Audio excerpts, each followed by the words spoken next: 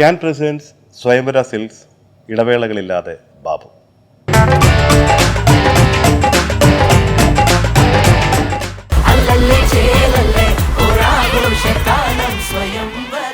അപ്പോൾ എങ്ങനെയാ ഇനി ആഘോഷിക്കല്ലേ?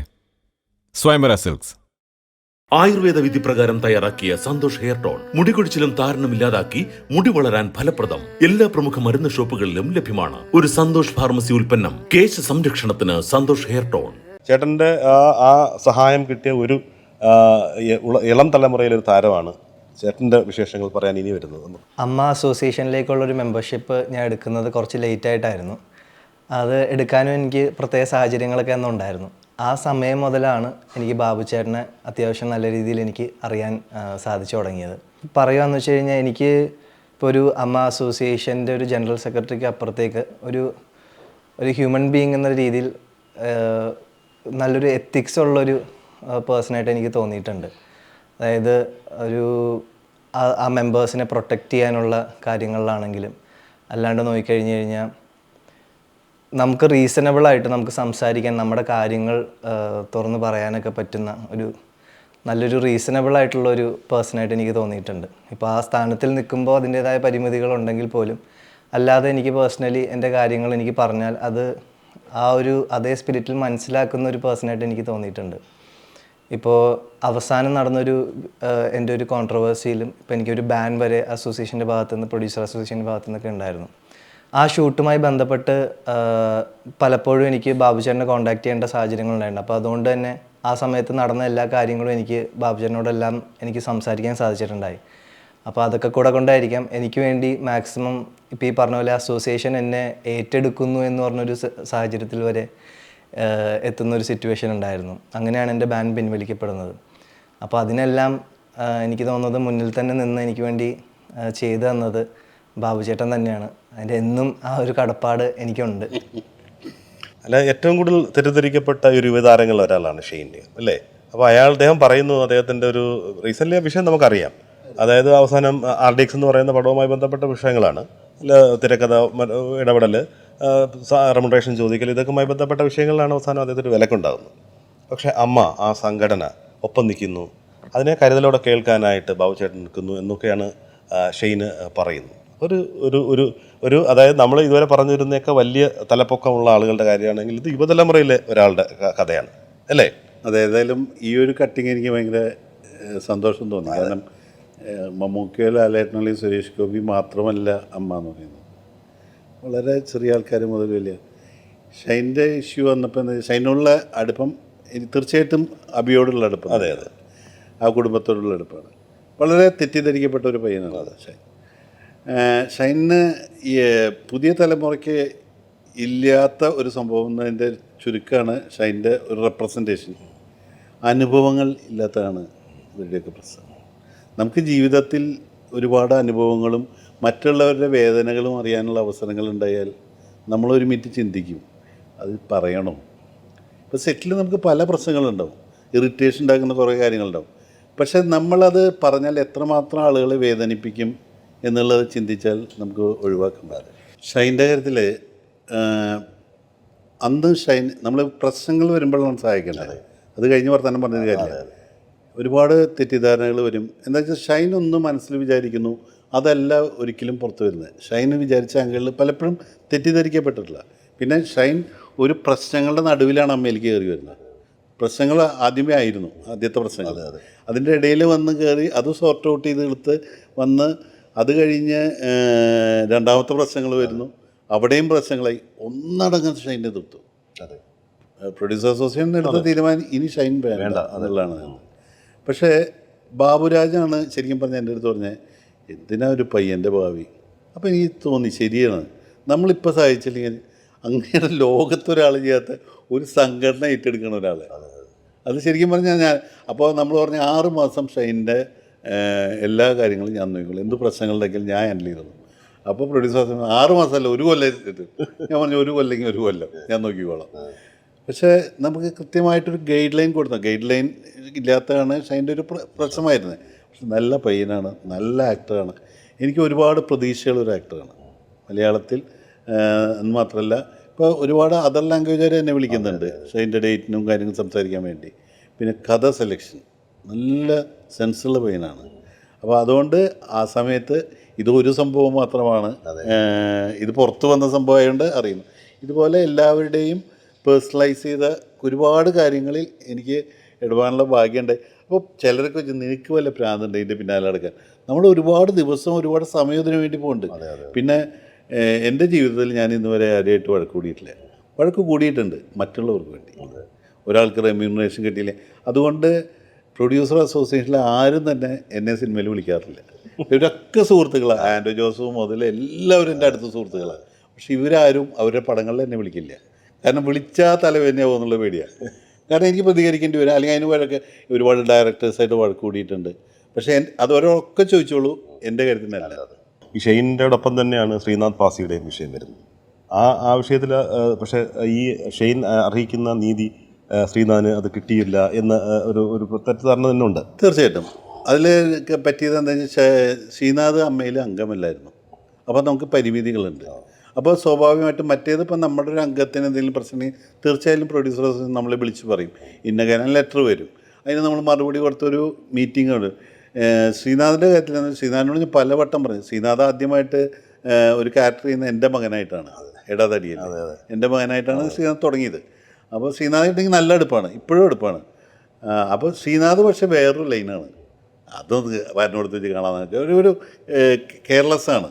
അപ്പോൾ ശ്രീനാഥിന് പലവട്ടം പറഞ്ഞു മെമ്പറാവ് ശ്രീനാഥ്, ഒരു പ്രശ്നം വരുമ്പോഴാണ് അത് അനുഭവിക്കാൻ പോണേ. ശ്രീനാഥ് അപ്പോഴൊന്നും മെമ്പറായില്ല. പിന്നെ പ്രശ്നങ്ങളുടെ നടുവിലായി വീണ്ടും പ്രശ്നങ്ങളിലേക്ക് പോകുന്നു. അപ്പോൾ ശ്രീനാഥ് ഒരു ദിവസം എൻ്റെ അടുത്ത് ഇതിനൊക്കെ ശേഷം, ഈ പ്രശ്നങ്ങൾക്കൊക്കെ ശേഷം എൻ്റെ അടുത്ത് ഞാൻ ചോദിച്ചു, എന്താ ശ്രീനാഥ് നിൻ്റെ പ്രശ്നം, നീ കാര്യം പറ. അപ്പോൾ ശ്രീനാഥ് പറയുന്നത്, ഞാൻ ഷൂട്ടിങ് കഴിഞ്ഞ് വന്ന എൻ്റെ ഒരു ലോകം വേറെയാണ്, എനിക്ക് പാട്ട് കമ്പോസിങ് അതിലാണ്, അതിൽ ഞാൻ ഇൻവോൾവാണ്, ഞാൻ രാവിലെ ആവുന്നതോ ഒന്നും അറിയുന്നില്ല. അപ്പോഴേ അവരിക്കും വണ്ടി വന്നിട്ട് പോകാമെന്ന് പറയും, ഞാനവിടെ ഉറങ്ങിയിട്ടുണ്ടാവില്ല. ഇങ്ങനെയൊക്കെയുള്ളൊരു ലൈനപ്പാണ്. അതിൽ ഞാൻ പറഞ്ഞില്ല, അനുഭവങ്ങളുടെ ഒരു കുറവാണ് ഇതിൻ്റെ ബേസിക് പ്രശ്നം. കാരണം ഞാൻ സമയത്തിന് വന്നില്ലേ, എത്ര ആൾക്കത് ബുദ്ധിമുട്ടുണ്ടാവുമെന്ന് മാത്രം മനസ്സിലാക്കിയാൽ മതി. പണ്ടൊരു അനുഭവം എനിക്കുണ്ടായിട്ടുണ്ട്. ഞങ്ങൾ മഴവിൽ കൂടാരം എന്നുള്ള പടം ഷൂട്ട് ചെയ്യാൻ നടക്കുന്നു ഇരിങ്ങാലക്കുട ക്രൈസ്റ്റ് കോളേജിൽ, ഞാൻ പഠിച്ച കോളേജിൽ തന്നെ. ഞാൻ അവിടെ വെച്ചിട്ടാണ് നിറം എന്ന് പറഞ്ഞ പടത്തിൻ്റെ സമയത്താണ് ഞാൻ ഇനി കോളേജ് കുമാരനാവാൻ ഇല്ലാന്നിട്ട്, കാരണം എൻ്റെ കൂടെ പഠിച്ചവരൊക്കെ അവിടെ അധ്യാപകരായി. അപ്പോൾ ക്രൈസ്റ്റ് കോളേജിൽ തന്നെ എനിക്ക് ഇടവേള കഴിഞ്ഞിട്ട് ഒരുപാട് പടങ്ങൾ അഭിനയിക്കാനുള്ള ഭാഗ്യമുണ്ടായി. അപ്പോൾ മഴവിൽ കൂടാരത്തിൻ്റെ സമയത്ത് ഒരു 10,000-2000 ജൂനിയർ ആർട്ടിസ്റ്റ്, ഭയങ്കര വലിയ സെറ്റപ്പാണ്, ഹെവി സെറ്റപ്പാണ്. പി സുകുമാറാണ് ക്യാമറ, സിദ്ദീഖ് ഷമീർ ഡയറക്ടർ. ചെറിയൊരു കാര്യത്തിന് വേണ്ടി റഹ്മാനാണ് പടത്തിലെ നായകൻ. റഹ്മാൻ വഴക്ക് കൂടുകയാണ്. വഴക്കെന്ന് വെച്ചാൽ അത് ഭയങ്കര വഴക്കിലെത്തുന്നു. റഹ്മാൻ കാർ എടുക്കാൻ പറയുന്നു. അന്ന് റഹ്മാൻ തൃശ്ശൂരാണ് താമസിക്കുന്നത്, നേരെ തൃശ്ശൂർക്ക് വന്നു. അപ്പോൾ സുകുമാർ ഇതിൻ്റെ മുകളിലിരിക്കുകയാണ്. സുകുമാർ എന്നെ ഇങ്ങനെ നോക്കി, ഡയറക്ടർക്ക് എന്താ ചെയ്യേണ്ടത്, ആർക്കും എന്താ ചെയ്യണമെന്ന് പറയുക, വഴക്കിട്ട് പോയി. ഷൂട്ടിങ് വലിയൊരു കാര്യം ബാധിക്കുന്നതാണ്. സുകുമാർ വേഗം ഇതെന്ന് ഇറങ്ങിയിട്ട് എൻ്റെ അടുത്ത് പറഞ്ഞു, ഇത് കയ്യിൽ നിന്ന് പോവും, ബാബു എന്ന് ഇടപെടണമെന്ന് പറഞ്ഞു. അപ്പോൾ ഞാൻ അമ്മയുടെ സ്ഥാനത്ത് ഉണ്ട്, പക്ഷെ ഇത്രയും ഞാൻ കൊള്ളല്ല. ബാബു ഒന്ന് പിന്നാലെ പോയിട്ട് എന്തെങ്കിലും സോർട്ട് ഔട്ട് ചെയ്യാൻ പോകും. അടുത്ത കാറിൽ ഞാൻ പോവാണ്. അങ്ങനെ അവിടെ ചെന്ന് റഹ്മാൻ ഭയങ്കര വഴക്കായിട്ടിരിക്കണേ. ഞാൻ പറഞ്ഞു, റഹ്മാനായിട്ട് നല്ല സൗഹൃദമുണ്ട്, ഞാൻ റഹ്മാനോട് ഡബ് ചെയ്തിട്ടുണ്ട്. അപ്പോൾ റഹ്മാനോട് ഞാൻ പറഞ്ഞു, റഹ്മാൻ്റെ വീട്ടിൽ ഞാൻ പോകാറുണ്ട്, റഹ്മാൻ്റെ വൈഫായിട്ടൊക്കെ ഞാൻ അടുപ്പുണ്ട്. അപ്പോൾ ഞാൻ റഹ്മാനോട് പറഞ്ഞു, റഹ്മാനെ ഇന്ന് ഷൂട്ടിങ് മുടക്കി പോകുന്നത് ശരിയല്ല. കാരണം വേറെ ഒന്നും ആലോചിക്കണ്ട, അവിടെ വന്നിരിക്കുന്ന ഈ 2000 ജൂനിയർ ആർട്ടിസ്റ്റിൽ അവരിപ്പം പ്ലാൻ ചെയ്ത ഇന്ന് അമ്മയെ നാളെ ഹോസ്പിറ്റലിൽ കൊണ്ടുപോകാം, ഇവിടുന്ന് കിട്ടുന്ന ഈ 500 രൂപ ചിലപ്പോൾ കുട്ടിക്ക് ഫീസ് അടയ്ക്കാം, 100 കാര്യങ്ങൾ വിചാരിച്ചിട്ടാണ് അവിടെ വന്നിട്ടുള്ളത്. ഇപ്പോൾ റഹ്മാൻ ഉടക്കി പോകുന്ന ഇന്ന് അവർക്ക് ആർക്കും പേയ്മെൻറ്റ് കിട്ടില്ല. മനസ്സുകൊണ്ട് ഈ 2000 പേര് ശപിക്കും, ആ ശാപം വേണോ? അപ്പോൾ റഹ്മാൻ ഒന്ന് ചിന്തിച്ചു. അല്ല ഞാൻ പറഞ്ഞ എല്ലാ പ്രശ്നം ഞാൻ തീർത്തിന് എൻ്റെ കൂടെ. അങ്ങനെ ഞാൻ പിടിച്ചുകൊണ്ട്, അപ്പോൾ എന്നോട് മാപ്പ് പറയണം. ഞാൻ പറഞ്ഞു മാപ്പൊക്കെ പറയാം. പിന്നെ അവിടെ കൊണ്ടുവന്ന് ഒരു കെട്ടിപ്പിടുത്തൊക്കെ നടത്തിയപ്പോൾ ഈ പ്രശ്നം അതാണ് പറയുന്നത്. നമ്മൾ ആ കറക്റ്റ് അതിലെ സമയം എണ്ണ ഒഴിക്കാൻ വളരെ എളുപ്പമാണ്. പിന്നെ അത് പറഞ്ഞ അത് നമുക്ക് എല്ലാവർക്കും ചെയ്യാൻ പറ്റുന്ന കാര്യമാണ്, എല്ലാവരും ചെയ്തുകൊണ്ടിരിക്കുന്നതാണ്. നമ്മൾ അതിൽ അപ്പം അതെങ്ങനെ സോർട്ട് ഔട്ട് ചെയ്യാൻ, പ്രൊഡ്യൂസറുടെ നഷ്ടം, ഇതിലൊക്കെ പിന്നെ ഡേറ്റ് ഉണ്ടാവില്ല പലരും. അപ്പം ഇങ്ങനെയുള്ള അതുപോലെ ഇപ്പോൾ തന്നെയാണ് ഇപ്പോൾ പല ആർട്ടിസ്റ്റും രാവിലെ വിളിച്ചിട്ട് തന്നെ പേയ്മെൻറ്റ് ഒന്നുണ്ട് ഞാൻ ഇറങ്ങില്ല എന്നൊക്കെ പറഞ്ഞ് ഭയങ്കര പ്രശ്നമായിട്ട് വിളിക്കും. ഞാൻ പറഞ്ഞ ഷൂട്ട് ചെയ്യാൻ ചെല്ല്. കാരണം പിന്നെ പൈസ വാങ്ങി നമുക്ക് ഒരുപാട് മാർഗ്ഗങ്ങളുണ്ട്. ഒരുപാട് സ്ഥലത്ത് ഞാൻ ജാമ്യം നിന്നിട്ടുണ്ട്, പെട്ടിട്ടുണ്ട്, അതൊക്കെ വേറെ കാര്യം. പക്ഷേ നമ്മൾ ആ ഷൂട്ടിംഗ് മുടക്കുക. എനിക്ക് ഈ 25 വർഷത്തോളം ഞാനിട്ട് അമ്മയിൽ ഇരുന്നിട്ടുള്ള ഈ ഒരു പ്രൊഡ്യൂസർ അല്ലെങ്കിൽ പ്രൊഡ്യൂസർ അസോസിയേഷനിൽ ഇരുന്ന ഭാരവാഹികളും പറയില്ല ബാബു കാരണം ഷൂട്ടിംഗ് മുടങ്ങിയെന്ന്. എൻ്റെ എത്രയോ തലമുറ കഴിഞ്ഞിട്ടുള്ളതാണ് ഷൈൻ നിഗം. എനിക്ക് അവരുമായിട്ടും എല്ലാവരുമായിട്ടും സൗഹൃദം. അത് മമ്മൂക്ക് ഒരിക്കൽ എൻ്റെ അടുത്ത് ചോദിച്ചു, നീ എങ്ങനെയാണ് ഇതിൻ്റെ എന്തെങ്കിലും കെട്ടിമറിയണേ ചോദിച്ചു. ഞാൻ പറഞ്ഞു വേറെ ഒന്നുമില്ല, നമ്മളായിട്ടിരുന്ന് നടക്കില്ല, നമ്മൾ അവരിലായിട്ട് മാറാം. അവർക്കൊരു കംഫർട്ട് സോണിൽ അല്ലെങ്കിൽ ഞാനവിടെ പോയിട്ട് ഞാൻ ഇന്നതായിരുന്നു ഞാൻ മറ്റേതായിരുന്നു എന്നൊന്നും പറഞ്ഞിട്ട് അവർക്ക് താല്പര്യമില്ല. നമ്മൾ അവരുടെ ഒരു വൈബിൽ നമ്മൾ ട്രാവൽ ചെയ്യുക എന്നുള്ളതാണ്. പണ്ട് ഇടവേള കഴിഞ്ഞിരിക്കുന്ന സമയം ഇരിങ്ങാലക്കുട ഒരു കല്യാണം നടക്കുന്നു. ആ അവിടെ ഞാൻ പോയിരുന്നു. അപ്പോൾ നമ്മുടെ T Vasudevan sir, Jayabharathi pictures, അദ്ദേഹം വന്നിട്ടുണ്ട്. വളരെ സീനിയറാണ് സിനിമയിൽ. അപ്പോൾ അദ്ദേഹം വന്നപ്പോൾ സ്വാഭാവികമായിട്ടും അദ്ദേഹത്തിന് ഞാൻ അങ്ങോട്ട് പോയി പരിചയപ്പെടാൻ ആഗ്രഹിച്ചു. അതുപോലെ ചെന്നു. അദ്ദേഹം ഭക്ഷണം കഴിഞ്ഞിരിക്കുകയാണ്. ഇപ്പോൾ വെള്ളയൊക്കെ ഇട്ട് പുള്ളി അങ്ങനെയാണല്ലോ. അപ്പോൾ ചെന്ന് ഞാൻ പറഞ്ഞു, എൻ്റെ പേര് ബാബു എന്നാണ്, ഞാൻ ഈ നാട്ടുകാരനാണ്, ഇങ്ങനെ സിനിമയിൽ അഭിനയിച്ചിട്ടുണ്ട്. പുള്ളി പറഞ്ഞു എനിക്കറിയാം. ബാബു എന്നല്ലല്ലോ, ഇടവേള ബാബു എന്നല്ലേ. അപ്പോൾ ഞാൻ പറഞ്ഞു അങ്ങനെയും പറയുന്നുണ്ട് എന്ന് പറഞ്ഞു. അങ്ങനെ പറയൂടോ, കാരണം ഇത്രയും വലിയ ടെക്നീഷ്യൻസ് അല്ലെങ്കിൽ പത്മരാജൻ, മോഹൻ ഇവരെ പോലുള്ളൊരു മിടുക്കന്മാരുടെ പടത്തിൽ തന്നെ അഭിനയിച്ചു. ആ പടത്തിൻ്റെ ക്രെഡിറ്റ് തനിക്കല്ലേ കിട്ടിയത്, അവർക്ക് ആർക്കാ പേര് കിട്ടിയില്ലല്ലോ. അപ്പോൾ തനിക്ക് പറഞ്ഞ അപ്പോഴാണ് എനിക്ക് തോന്നിയത് ശരിയാണല്ലോ. മറ്റേത് എനിക്ക് പറയാൻ എന്തോ ഒരു തടസ്സം ഇവിടെ ഉണ്ടായിരുന്നു. പക്ഷെ അന്ന് മുതൽ എനിക്ക് ആ തടസ്സം മാറി, ആ ബ്ലോക്ക് മാറി. ആദ്യത്തെ ഇടവേള ഭയങ്കര സുഖമായിരുന്നു. 10-12 കാറ് എനിക്കൊരു ദിവസം വീട്ടിൽ പോകുന്ന പറയുമ്പോൾ ഒരു ബെൻസ് കാറൊക്കെ തന്നെ. അപ്പോൾ ഞാൻ വെച്ചത് കൊള്ളാലോ എന്ന് ചോദിച്ചു. ഇത് കഴിഞ്ഞ് ഒരു 3-ാമത്തെ ഒരു പടത്തിൽ ഞാൻ അഭിനയിക്കാൻ പോയി. ദാരിദ്ര്യം എന്ന് പറഞ്ഞാൽ ദാരിദ്ര്യത്തിൻ്റെ അങ്ങേതല്ല. അപ്പോഴെനിക്ക് മനസ്സിലായി ഇങ്ങനെ സിനിമയുണ്ടല്ലേ എന്ന് മനസ്സിലായി. പക്ഷേ നല്ല പ്രോഡക്റ്റാണ്, പക്ഷെ ഭയങ്കര കഷ്ടപ്പാടാണ്. കഞ്ഞിയൊക്കെയായിരുന്നു സെറ്റിൽ അത്. പക്ഷേ അത് നമ്മൾ എൻജോയ് ചെയ്തത്. അപ്പോൾ നമ്മൾ സാഹചര്യത്തിന് ഒത്ത് നമ്മൾ ജീവിക്കുക എന്നുള്ളത്. നമ്മളിപ്പോൾ ചുരുക്കം നമ്മളൊരു യാത്ര പോകുമ്പോൾ നമുക്ക് എനിക്ക് തോന്നുന്നത് ഈ റോഡിൻ്റെ സൈഡിൽ കിടന്ന് ഉറങ്ങുന്ന ഒരു ഫാമിലികൾ എനിക്ക് നമ്മൾ എന്തിനു വേണ്ടിയിട്ടാണ് ഈ ബഹളം കൂട്ടുന്നത്? നമ്മുടെ ഈ ആരോഗ്യം നശിച്ചെല്ലാം കഴിഞ്ഞു ഇല്ലേ? അതെ. നമുക്ക് എത്രയോ പ്രഗത്ഭരായ രാഷ്ട്രീയ നേതാക്കൾ നമ്മുടെ മുമ്പിലുണ്ട്. അവർ ഒരു ദിവസം നമ്മുടെ ഫ്രെയിമിൽ നിന്ന് മാറുകയാണ്. അവരാ രോഗിയായി. ഇത് കഴിഞ്ഞാൽ പിന്നെ ആർക്കും വേണ്ട. ഇത് തന്നെയാണ് സിനിമയുടെയും. നമ്മളൊന്ന് കിടപ്പിലായാൽ ആർക്കും വേണ്ട. ഇന്നസെൻ്റായിട്ട് ഒരു കഥ തന്നെ ഉണ്ടായിരുന്നു, ഒരു ഫോണിൻ്റെ കഥ. ഇന്നസെൻ്റേട്ടൻ വീട്ടിലെ ഫോൺ വർക്ക് ചെയ്യണില്ല. അപ്പോൾ ഇന്നസെൻ്റേട്ടൻ ആദ്യം അവിടെ എക്സ്ചേഞ്ചിൽ വിളിച്ചു പറഞ്ഞു എൻ്റെ ഫോൺ വർക്ക് ചെയ്യണില്ല എന്ന് പറഞ്ഞു. അവർ വന്ന് നോക്കിയിട്ട് പറഞ്ഞു കുഴപ്പമൊന്നുമില്ല എന്ന് പറഞ്ഞു. അപ്പോഴും പോകണമെന്ന് തന്നില്ല. ഇന്നസെൻ്റേട്ടൻ നേരെ തൃശ്ശൂർ വിളിച്ചു പറഞ്ഞു. അവരും വന്ന് ആളെ വിട്ട് നോക്കിച്ചിട്ട് പറഞ്ഞു കുഴപ്പമില്ല എന്ന് പറഞ്ഞു. അതും ഇന്നസെൻ്റ് തൃപ്തിയല്ല. ഡൽഹിയിലെ തിരുവനന്തപുരത്തൊക്കെ വിളിച്ച് അവിടെയും വിളിച്ച് പറഞ്ഞ് അങ്ങനെ വലിയൊരു സ്ക്വാഡൊക്കെ വന്ന് ചെക്ക് ചെയ്തിട്ട് പറഞ്ഞു ഫോണിനൊരു കുഴപ്പമില്ല എന്ന് പറഞ്ഞു. അപ്പോഴേ ഇന്നസെൻ്റിന് മനസ്സിലായെന്ന് ഞാൻ ഔട്ടായിടാന്ന്.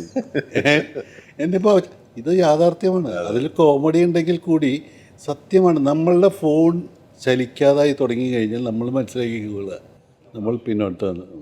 തിലകൻ ചേട്ടനെ പോലെയുള്ള വളരെ എക്സ്പീരിയൻസ്ഡ് ആയിട്ടുള്ള ഒരു ആക്ടർ, പൊതുസമൂഹം ഒരുപക്ഷെ നമ്മൾ സിനിമാ മാധ്യമ രംഗത്ത് പ്രവർത്തിക്കുന്ന ഒരാളെന്ന നിലയിൽ അതിനകത്ത് നടക്കുന്ന കുറച്ച് കാര്യങ്ങൾ നമ്മൾ അറിയുന്നുണ്ട്. അപ്പം അദ്ദേഹത്തിൻ്റെ ഒരു പുറത്താക്കൽ വളരെ വിഷയപരമായിട്ട് ജനങ്ങളങ്ങനെ വിശ്വസിക്കുകയും ചെയ്യുന്നുണ്ട്. അമ്മ അദ്ദേഹത്തിനെതിരെ എടുത്ത നിലപാട് തെറ്റാണ് എന്നുള്ളത്. പക്ഷെ നമുക്കറിയാം പലപ്പോഴും അമ്മ അദ്ദേഹത്തിന് കൊടുത്തുള്ള അവസരങ്ങൾ അനവധിയായിരുന്നു. പക്ഷെ അന്ന് ഈ തലമുറയ്ക്കോ ആർക്കും അത് അന്യമാണ്.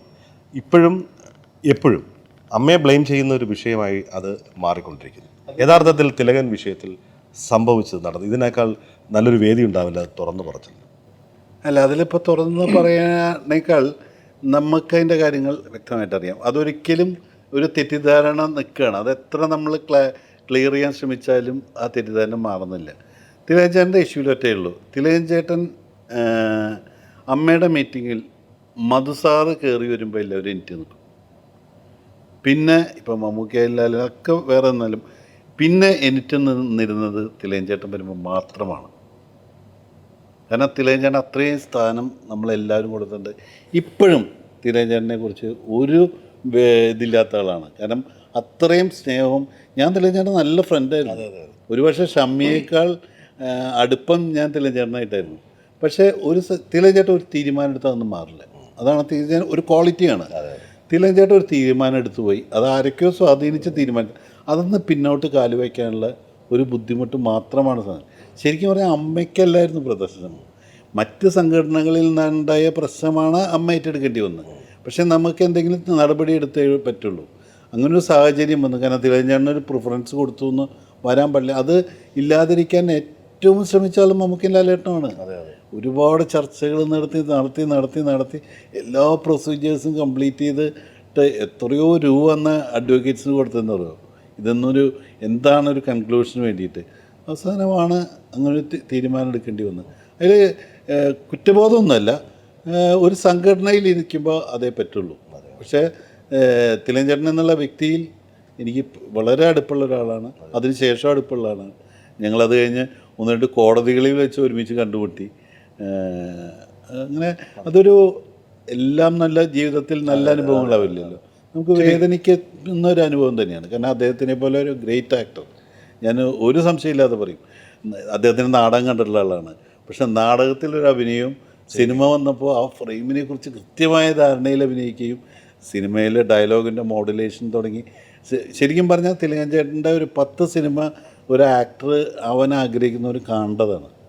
അതാണ് അദ്ദേഹത്തിൻ്റെ പക്ഷേ ഒരു മുൻകോപിയായിരുന്നു തിലകൻ ചേട്ടൻ. പലപ്പോഴും നമ്മൾ അവസരങ്ങൾ കൊടുത്തിരുന്നു അദ്ദേഹത്തിൻ്റെ റീസൺ വിശദീകരിക്കാൻ. അത് ഈ പറയാതിരിക്കവേ. കാരണം വ്യക്തിപരമായി പലരും പോയി കണ്ടു, സംഘടനാപരമായി നോട്ടീസുകൾ കൊടുത്തു. തിലകൻ ചേട്ടൻ പക്ഷെ പറഞ്ഞില്ലേ, ഒരു ഉടക്കിലായിരുന്നു ആ സമയത്ത്. എന്താണെന്നറിയില്ല, അങ്ങനൊരു നമുക്കൊക്കെ അത് ഭയങ്കര, അല്ലാതെ ഒരു സംഘടന മുന്നോട്ട് പോകാൻ പറ്റാത്ത അവസ്ഥ, അല്ലെങ്കിൽ സംഘടന എല്ലാവർക്കും ആർക്കും എന്തും വിളിച്ചു പറയാന്നുള്ളൊരു അവസ്ഥയിലേക്ക് പോകും. അതുകൊണ്ട് മാത്രം എടുത്ത തീരുമാനം. വ്യക്തിപരമായിട്ട് ആ തീരുമാനത്തിൽ ഇപ്പോൾ ചേട്ടന് വ്യക്തിപരമായിട്ട് അങ്ങനെ ചെറിയ കുറച്ചും കൂടി സാവകാശം കൊടുക്കാമായിരുന്നു എന്തെങ്കിലും അഭിപ്രായം ഇപ്പോഴെങ്കിലും ഉണ്ടോ? അല്ല, ഏകദേശം 6 മാസത്തോളം പല ഘട്ടങ്ങളിലായിട്ട് കൊടുത്തിട്ടാണ് അങ്ങനെ ഒരു കൺക്ലൂഷനിലേക്ക് പറഞ്ഞത്. ലാസ്റ്റ് മീറ്റിംഗ് തിലകൻ ചേട്ടൻ തന്നെയാണ് പറഞ്ഞത്, ഞാൻ എന്തായാലും കോംപ്രമൈസ് ചെയ്യാൻ തയ്യാറില്ല, ഞാൻ തെറ്റ് ഏറ്റെടുക്കാനും തയ്യാറില്ല, നിങ്ങൾക്ക് എന്നെ വേണമെങ്കിൽ പുറത്താകാം എന്ന് പറഞ്ഞതിന് ശേഷമാണ് അതിലങ്ങനെ ഒരു തീരുമാനം ഉണ്ടായത്. അല്ലാതെ അത് കഴിഞ്ഞിട്ടും തിലകൻ ചേട്ടൻ്റെ കൂടെ എല്ലാവരും അഭിനയിച്ചു. എല്ലാവരും അഭിനയിച്ചു. ഇന്നസെൻ്റ് ഏട്ടൻ അഭിനയിച്ചു. അന്ന് ഇന്നസെൻ്റ് ഏട്ടനാണ് പ്രസിഡന്റ്. ഇന്നസെൻ്റ് ഏട്ടൻ അഭിനയിച്ചു. അതൊന്നും നമുക്ക് ഇപ്പോഴും അമ്മയിൽ അംഗമാവുന്ന ഒരു നിർബന്ധമില്ല കേട്ടോ സിനിമയിൽ. അമ്മയിൽ നമുക്ക് അവരുടെ കാര്യങ്ങളിൽ ശ്രദ്ധിക്കും. ഈ ഇൻഷുറൻസ് തുടങ്ങിയ ഒരുപാട് ആനുകൂല്യങ്ങൾ അവർക്കുണ്ട്. പലരുടെയും ധാരണ എന്ന് പറയുമോ, അമ്മയിൽ ചേരാൻ വലിയ പൈസ കൊടുക്കണമെന്നാണ്. നമുക്ക് ഇപ്പം ആദ്യം 5000 രൂപയായിരുന്നു, 10,000 15,000 30,000 പിന്നെ 1 ലക്ഷമായി, ഇപ്പോൾ 2,05,000 രൂപയാണ്. ഇതിൽ 1,60 കിട്ടുള്ളൂ. GST കഴിഞ്ഞിട്ട് 1,60 അമ്മയിലേക്ക് കിട്ടുന്നത്. പക്ഷേ ആ 1,60 തന്നാൽ ജീവിതകാലം മുഴുവൻ അയാൾ നോക്കുന്നത്. ഇത്തവണ ഇൻഷുറൻസ് തുക 1,50,00,000 രൂപയാണ് ഇൻഷുറൻസിൻ്റെ പ്രീമിയം അടച്ചത്. 135% ക്ലെയിം. ഇത് ഏത് സംഘടനയ്ക്ക് സാധിക്കും? ഈ നിലയ്ക്ക് പോവുകയാണെങ്കിൽ അമ്മ പോലും പ്രശ്നത്തിലാവും. കാരണം ക്ലെയിം അടയ്ക്കാൻ പറ്റണ്ടേ നമുക്ക്. ഇത്തവണ ശരിക്കും പറഞ്ഞാൽ ലോകത്ത് ആർക്കും ചെയ്യാൻ പറ്റാത്ത 2 വിക്രയം ഞാൻ ചെയ്ത ആളാണ്. ഇൻഷുറൻസ് 3 ടേമായിട്ട് അടയ്ക്കാൻ ഒരു കമ്പനിയും സമ്മതിക്കില്ല. അത് ചില വ്യക്തിബന്ധങ്ങൾ ഉപയോഗിച്ച് പൈസ ഇല്ല കൊടുക്കാൻ. അപ്പോൾ 3 ഘട്ടമായിട്ടാണ് ഈ ക്ലെയിം കൊടുത്തത്, പ്രീമിയം എടുത്തത്. അപ്പോൾ ഇങ്ങനെയൊക്കെയാണ് സർക്കസ് കളിച്ച് കൊണ്ടുപോകണത്. അപ്പോൾ അതൊക്കെ തന്നെയാണ് പലർക്കും ഇങ്ങോട്ട് വരാനുള്ള പേടിയും അത് തന്നെയാണ്. കാരണം അത് എളുപ്പമല്ലാന്ന് തോന്നുന്ന ചില കാര്യങ്ങൾ. അപ്പോൾ ഇത് അതേസമയം ഇപ്പോൾ ഡ്രൈവേഴ്സ് അസോസിയേഷൻ, ഞാൻ ഒരു കുറ്റം പറയില്ല, അവിടെ 2.5 ലക്ഷം വേണം അങ്ങനത്തെ. ഇതുപോലെ സിനിമാറ്റോഗ്രാഫർ അസോസിയേഷൻ, അതിലൊക്കെ 2 മേലെയാണ്. പക്ഷേ അമ്മ വാങ്ങിക്കുന്നതാണ് എല്ലാവർക്കും പ്രശ്നം. പക്ഷേ അമ്മ അത് കഴിഞ്ഞാൽ ലെവി വാങ്ങിക്കുന്നില്ല, ജീവിതകാലം 1 നയ പൈസ പിന്നെ വാങ്ങുന്നില്ല. ബാക്കി എല്ലാ അസോസിയേഷനും സിനിമയിൽ അഭിനയിക്കുന്നതിന് ലെവി, അല്ലെങ്കിൽ ആ വർക്ക് ചെയ്യുന്നതിന് ലെവി കൊടുക്കണം. നമുക്കൊരു ലെവി ഇല്ല, ഒന്നുമില്ല, ഒരാളെടുത്ത പോലെയാണ്. അതുകൊണ്ടാണ് പലരും ഇപ്പം സജീവമല്ലാതെ ഒരു പക്ഷേ പുതിയ തലമുറയിലുള്ള ഒരാൾ വന്ന പഴയ ആളെ കണ്ടിത് ആരാണെന്ന് അന്വേഷിക്കും. പിന്നെ ആൾക്ക് അറിയില്ല. തിലകൻ ചേട്ടൻ്റെ വിഷയത്തിന് സമാനമായിട്ട് ഒരുപക്ഷെ കത്തിപ്പടരേണ്ട ഒരു വിഷയമായിരുന്നു അത്. നമുക്ക് അദ്ദേഹത്തിൻ്റെ ഒരു വിഷ്വലൊന്നും നമുക്കൊന്ന് കേട്ടു നോക്കാം.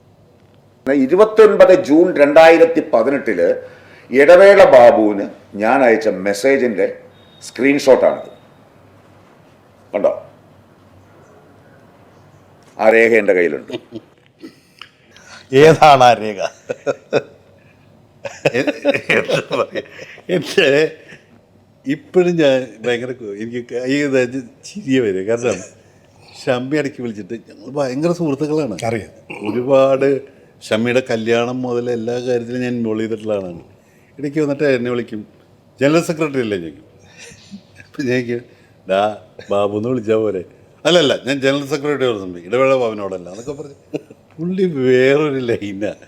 എനിക്കറിയില്ല, എത്ര പറഞ്ഞാലും പുള്ളി വെറുതെ ഉടക്കാൻ വേണ്ടി പുള്ളി അങ്ങോട്ട് തീരുമാനിച്ച പോലെ. പക്ഷേ അത്യാവശ്യം കാര്യങ്ങൾ നല്ല വിവരമുള്ളതാണ്. ഞങ്ങളൊരു കാലത്ത് 3 പേരും വിമതരായിരുന്നു. ഞാൻ, ഷമ്മി, പിന്നെ ആരാണ്, മഹേഷൊക്കെ ഞങ്ങൾ അമ്മയിലെ വിമതരായിരുന്നു. തിരുത്തൽവാദികളായിരുന്നു. പക്ഷേ ഒരു ഘട്ടത്തിൽ ഷമ്മി ഇപ്പം ഇങ്ങനെയാണ്. എന്താണെന്ന് ചോദിച്ചാൽ കംപ്ലീറ്റ് നിയമമാണ്, നിയമപുസ്തകം വെച്ചിട്ടുണ്ട്. ഷമ്മി പറയുന്ന കാര്യങ്ങളൊക്കെ ഉണ്ടില്ല എന്ന് ഞാൻ പറഞ്ഞു. പക്ഷെ ഒരു സംഘടന ഞാൻ ഷമ്മിയുടെ ഒരു ഷമ്മി തന്നെ ജനറൽ സെക്രട്ടറി ആവും. അതാണ് ഇതിന് ഏറ്റവും എളുപ്പമുള്ള മാർഗം. ഷമ്മി കഴിഞ്ഞ നോമിനേഷൻ പക്ഷേ ഷമ്മീനെ തിരിച്ചിട്ട് നോമിനേഷൻ കൊടുത്തത്. അല്ലാതൊരു വ്യക്തി വൈരാഗ്യമൊന്നുമില്ല. ഷമ്മി ചില ചേട്ടൻ്റെ മകനല്ലേ, അത് പിന്നെ അങ്ങനെ നമുക്ക് കാണാൻ പറ്റില്ല. ഒരു ഡിസിഷൻ എടുത്താൽ മാറില്ല. എത്രയോ പേര് ഇപ്പം ഞാനല്ലേ ഷമ്മിക്ക് സൗഹൃദമുള്ള എത്രയോ പേര് ഷമ്മിയായിട്ട് സംസാരിച്ചു. അത് പക്ഷേ എന്തോ അല്ല, ഒരുപക്ഷെ വലിയ വാർത്താ പ്രാധാന്യം നേടേണ്ട ഒരു വിഷയമായിരുന്നു. അത് ആരും അറിഞ്ഞിട്ടില്ല. ഇല്ല, ഷമ്മിയെ സംഘടനയിൽ നിന്ന് മാറ്റി നിർത്തിയത് അല്ലെങ്കിൽ പുറത്താക്കി എന്ന് പറയുന്നത് ആരും അറിയാതെ ചെയ്തൊരു കാര്യമാണ്. കാരണം ഭയങ്കര കത്തിപ്പെടുന്ന സാധനം വളരെ അത് ചില ഹാൻഡിൽ ചെയ്തതിൻ്റെ രീതികളാണ്. പ്രത്യേകിച്ച് മാധ്യമങ്ങൾ ഇങ്ങനെ ചുറ്റും നിൽക്കുകയാണ്. നയതന്ത്ര വൈദഗ്ധ്യം തന്നെയാണ് അത്. എങ്ങനെയാണെന്ന് ചോദിച്ചാൽ അങ്ങനെയൊക്കെ ചെയ്തു. അതിനകത്തൊരു സീക്രട്ട് ഉണ്ട് അല്ലേ? ഷമ്മിക്ക് എനിക്കറിയാം, വേറെ ആർക്കും അറിയില്ല.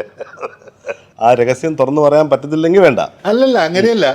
നമ്മൾ വളരെ സമയമെടുത്തതുപോലെ ഒരുപാട് അവസരങ്ങൾ കൊടുത്തിട്ട് ഒരു തരത്തിലും ഷമ്മി ഒരു മീറ്റിങ്ങിന് വന്ന് അത് പറയില്ല. ഷമ്മി കുറേ കള്ളാസുകൾ ഇങ്ങനെ അയക്കും, പായക്കണക്കിന് കള്ളാസ് അയക്കുന്നല്ലാണ്ട് വേറെ ഒന്നും ചെയ്യാണ്ട് നിയമപരമായിട്ട് തന്നെയാണ് ഷമ്മിയുടെ പുറത്താക്കലുണ്ടായി. ഇപ്പം പുറത്തതിന് ശേഷമാണ് തോന്നുന്നത് ചില തിരിച്ചറിവുകൾ ഉണ്ടെന്ന് തോന്നുന്നത് അല്ലേ? ആയിരിക്കാം അല്ലേ? ആയിരിക്കാം. പക്ഷേ അദ്ദേഹത്തിന് ഒരു ഭയം ഉണ്ടായിരുന്നു സിനിമയിലൊക്കെ അഭിനയിക്കുന്നുള്ളൂ. പക്ഷെ നിരന്തരം ഏറ്റവും കൂടുതൽ സിനിമകളിൽ ഇപ്പോൾ അദ്ദേഹം അഭിനയിച്ചുകൊണ്ടിരിക്കുന്നുണ്ട്. ഹരീഷ് പെരേടി അമ്മയെന്ന് പോയി നേരെ അഭിനയിച്ച് ലാലേട്ടനായിട്ടല്ല, 6 മാസത്തോളം ലാലേട്ടൻ്റെ പടത്തിലായിരുന്നു. അതെ, ഇപ്പോൾ ലാലേട്ടൻ വേണമെങ്കിൽ പറഞ്ഞൂടെ? അയ്യോ, അത് നമുക്ക് അതൊന്നും ഇതും അതായിട്ട് ഒരു വിഷയവുമില്ല. പലരും ധാരണ അങ്ങനെയാണ്. ഇതോടുകൂടി എല്ലാവരും പറഞ്ഞു അങ്ങനെ സംഭവമേ ഇല്ല. അത് വേറെ ഇത് വേറെ. നമ്മൾ എന്താ സൗഹൃദങ്ങൾക്ക് എന്താ കുറവ്? ഇപ്പോഴും ഷമ്മി വന്നു കഴിഞ്ഞാൽ ഞാൻ കെട്ടിപ്പിടിക്കും, എനിക്കൊരു മടിയില്ല. കാരണം എൻ്റെ നല്ല സുഹൃത്തായിട്ട് തന്നെയാണ്. ഷമ്മിയുടെ മകനെ ഞാൻ അടുത്ത് കണ്ടിരുന്നു. അല്ല, ആ സമയത്ത് ഏറ്റവും കൂടുതൽ ചേട്ടനെതിരെ വിമർശനം ഉണ്ടാക്കിയതാണ് ഏറ്റവും കൂടുതൽ. മെക്കെട്ട് കയറാൻ ഞാൻ നിന്ന് കൊടുക്കില്ലേ ചെയ്യാൻ. ഞാൻ പിന്നെ ഇതിനൊന്ന് എതിർത്ത് ഞാനാണ് എല്ലാം ശരിയെന്ന് പറഞ്ഞിട്ടില്ല. പറയുന്നവർ പറയട്ടെ. നമുക്ക് ഒരു കാര്യം ചെയ്യുന്നതിനും അല്ലെങ്കിൽ ഒരു കാര്യം പറയുന്നതിന് മുമ്പ് ഞാൻ 2 വട്ടം ആലോചിക്കണം.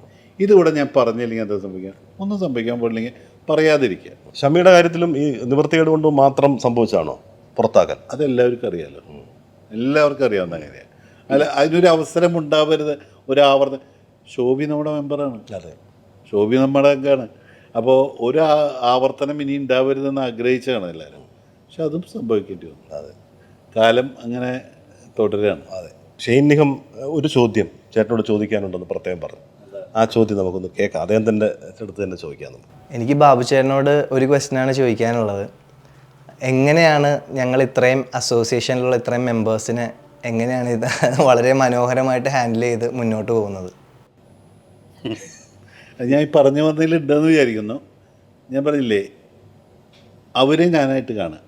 എൻ്റെ വീട്ടിൽ അല്ലെങ്കിൽ എൻ്റെ മകൻ സംഭവിച്ചൊരു കാര്യമാണെങ്കിൽ ഞാൻ എങ്ങനെ സോർട്ട് ഔട്ട് ചെയ്യണം? ഞാനത് പറഞ്ഞേ, ഞാൻ എൻ്റെ കുടുംബത്തെക്കാൾ സ്നേഹിക്കുന്ന അമ്മയാണ്, അമ്മയിലെ അംഗങ്ങളെയാണ്. അത് അവരെല്ലാവരും എൻ്റെ സഹോദരന്മാരോ അമ്മമാരോ സഹോദരിമാരോ ചേച്ചിമാരൊക്കെയാണ്. ഷൈൻ പറഞ്ഞതിന് ഉത്തരം അത്രയേ ഉള്ളൂ. ഞാൻ അവരുടെയൊക്കെ പ്രശ്നങ്ങൾ എൻ്റെയും കൂടി പ്രശ്നമായിട്ട് എടുക്കുന്നു. അതാണ് ഞാൻ ആദ്യത്തെ തുടങ്ങിയപ്പോൾ പറഞ്ഞത്. പല കാര്യങ്ങളും എൻ്റെ വ്യക്തിപരമായ പ്രശ്നങ്ങളായി മാറുന്നു. വേണമെങ്കിൽ ഞാൻ 2ആയിട്ട് നിർത്താം. പക്ഷെ അത് മാറി മാറി എൻ്റെ അടുത്തേക്ക് കൂടുതലായി വരികയും നമ്മളുടെ വ്യക്തിപരമായ ആരോഗ്യത്തെ അത് ബാധിച്ചു തുടങ്ങി. ടെൻഷൻ കൂടുതൽ വരിക. ടെൻഷൻ കൂടുതൽ. ഞാൻ BP-യും ഷുഗറൊന്നും ഇല്ലാത്ത ഒരാളാണ്, ആയിരുന്നു. പക്ഷേ എൻ്റെ അമ്മ മരിച്ച അന്ന് മുതലാണ് എനിക്ക് BP എന്നുള്ളൊരു ഇതിലേക്ക് ഞാൻ കടന്നത്. വലിയ പ്രശ്നമൊന്നുമില്ല, അമ്മയിൽ 1000 പ്രശ്നങ്ങളുണ്ട്. പക്ഷേ ഇപ്പോൾ ഒരു തീവണ്ടി പാഞ്ഞു വന്നാലും അവിടെ നിൽക്കാനുള്ളൊരു ധൈര്യം എനിക്കുണ്ട്. കാരണം അതിലും വലുതൊന്നും സംഭവിക്കില്ലല്ലോ. ഓരോ ദിവസവും കഴിയുന്നതോറും വലിയ പ്രശ്നമായിട്ട് വരുമ്പോൾ ഞാൻ വിചാരിക്കാം ഇത് മറ്റേ പ്രശ്നത്തേക്കാൾ ചെറിയ പ്രശ്നം, നമുക്ക് ഹാൻഡിൽ ചെയ്യാം എന്നൊരു ധൈര്യം ഇപ്പോൾ ഉണ്ട്.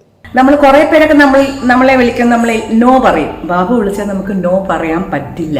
അപ്പോൾ എപ്പോഴാണ് ഡാൻസിങ് സ്കിൽസ് അല്ലെങ്കിൽ ഒരു ഇടവേള ബാബു എന്ന് പറയുന്ന ഒരു ഡാൻസറിനെ നമുക്ക് കാണാൻ കഴിയുക? ഞങ്ങൾക്ക് കാണണ്ടേ ബാബു ഡാൻസ് ചെയ്യുന്നത്?